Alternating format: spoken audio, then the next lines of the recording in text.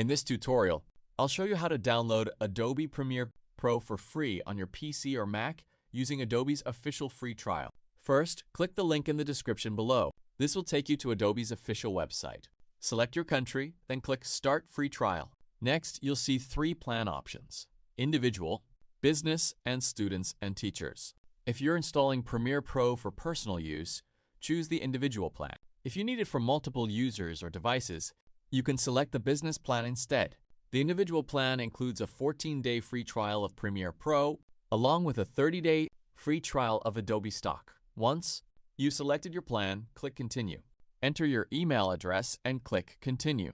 Then fill in the required information, including your payment details.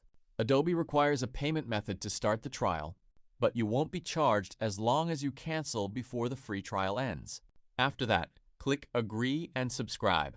You'll then be prompted to create a password for your Adobe account. Now open the second link in the description and download the Adobe Creative Cloud desktop app. Install it, then sign in using the same Adobe account you just created.